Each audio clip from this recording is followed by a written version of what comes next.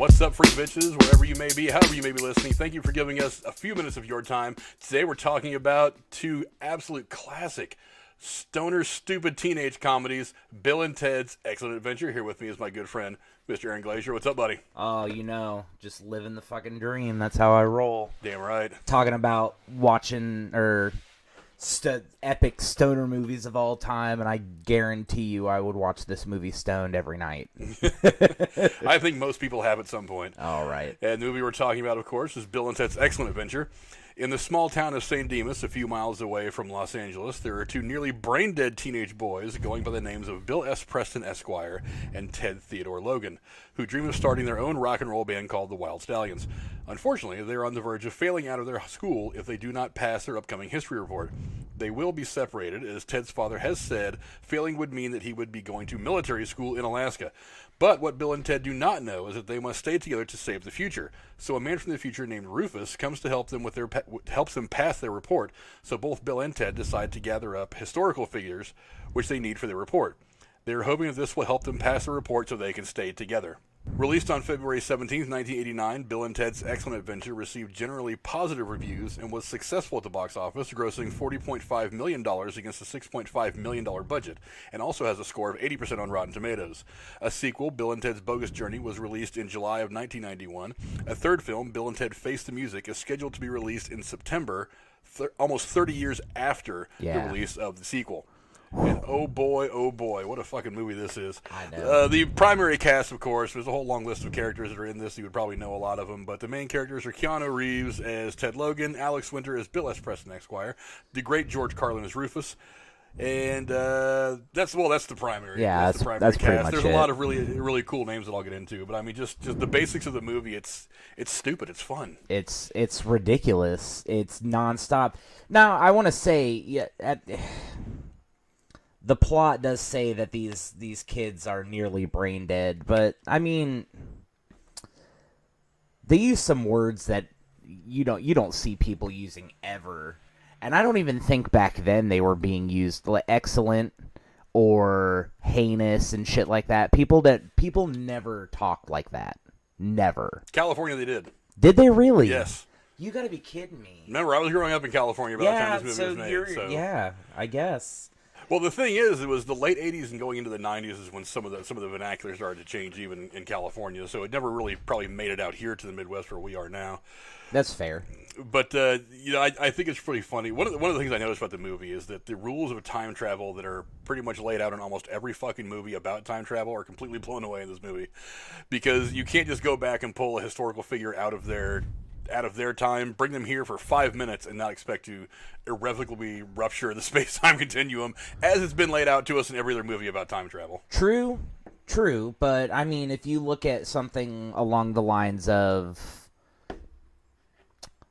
Avengers Endgame, you have to look at it if you look at it from that standpoint, they're not really changing their own past, they're just changing the future, you know what I mean?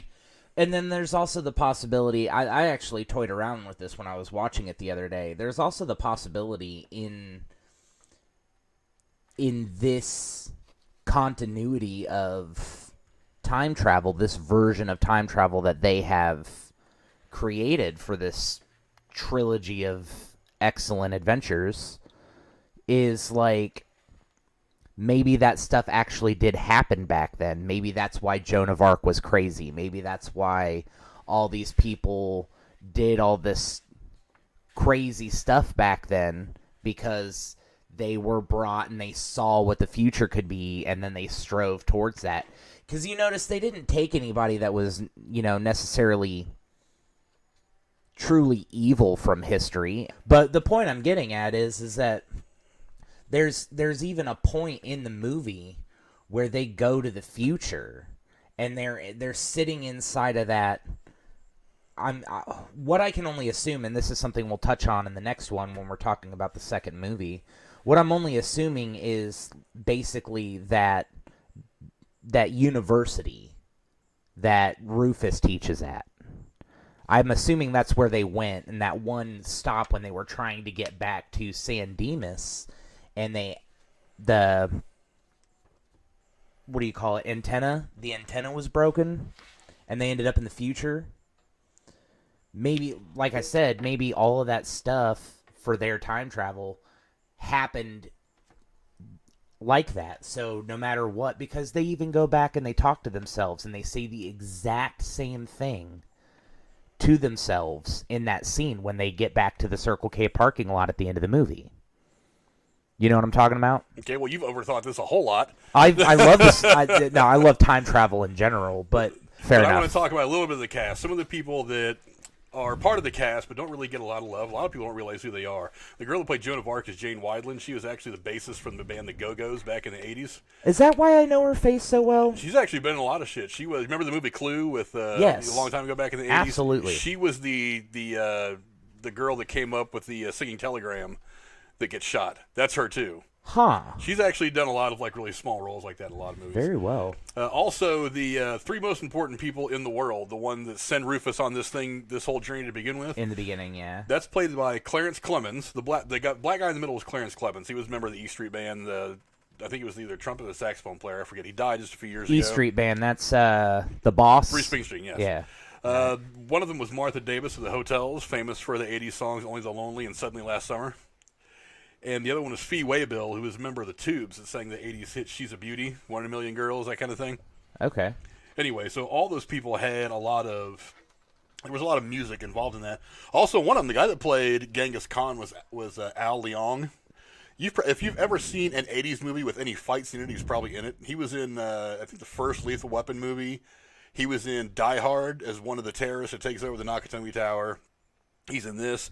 Basically what he is he was always one of those guys that played the henchman back in the 80s and 90s action movies. Because he did his own stunts kind of thing? Well, he's also a stunt coordinator and a martial artist. So okay.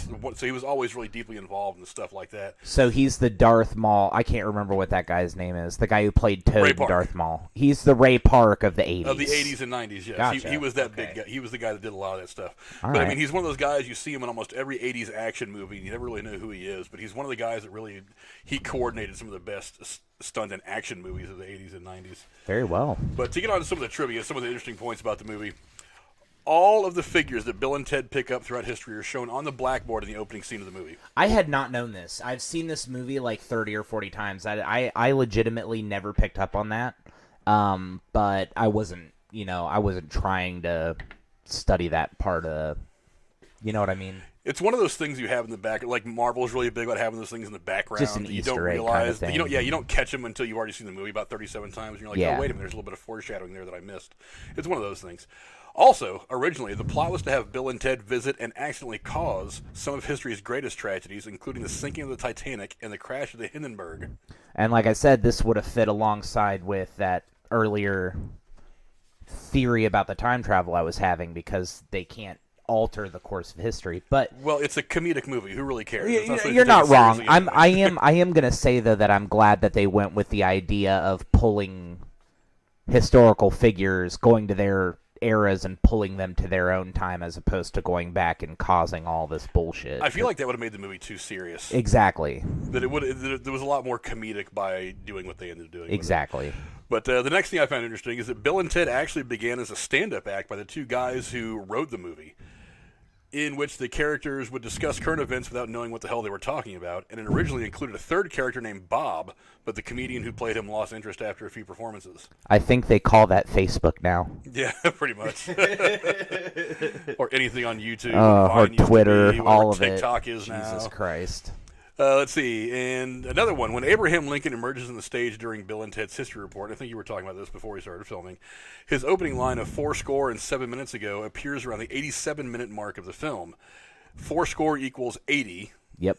Plus 7 would be the 87th minute of the film. Yep. Now, I actually watched this on Amazon. It was actually closer to the 79th minute I actually checked.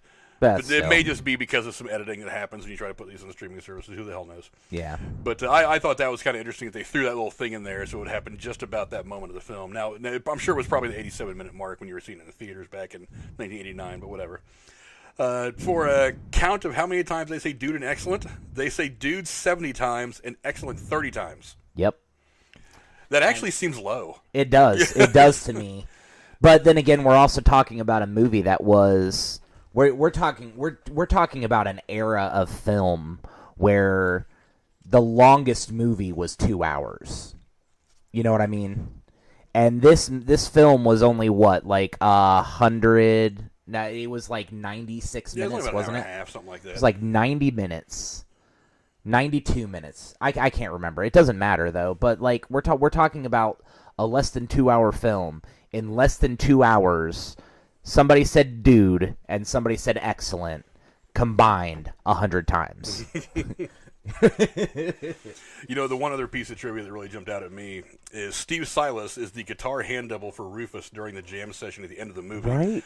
This guy was named by Guitar Player magazine as one of the 50 best guitarists of all times. And he has recorded, written, and produced music with some of the biggest musical acts in history, including Mick Jagger, Justin Timberlake, George Clinton, Public Enemy, T.I., and Rod Stewart. Not only that, but Stevie Silas has also sold over 2 million solo albums and produced with major recording labels around the world. I also found out doing a little bit of reading that from 2006 to 2010, he was a musical director and consultant for American Idol and mentored some of the singers like Chris Allen, Adam Lambert, and Chris Daughtry.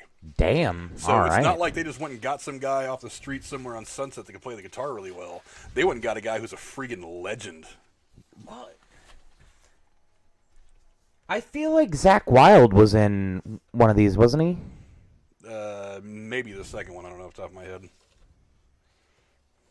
Yeah, they don't skimp out. Like I know that this. You look at that 6.5 million budget there for this movie, and for its time period to have the effects that it did and the cast that it did, amazing. Was this one of Keanu Reeves' first movies? I believe so. I think he maybe had done a couple of things before. You know, ironically enough, this movie actually shot in 1987. Oh, okay. But the company that was going to release it ended up hitting some financial problems afterwards, and they ended up selling this project to whoever ended up releasing. I think it was Nielsen Productions or whatever. God. So it actually didn't Yeah, get no, it released is until Nielsen, yeah. so it actually didn't get released until 1989. So it was actually pretty much in the can for like a year before anybody managed to get it to the theaters. I bet when this thing grossed 40 million in the box office, the people who originally made it fucking wanted to kill themselves for selling it. Probably.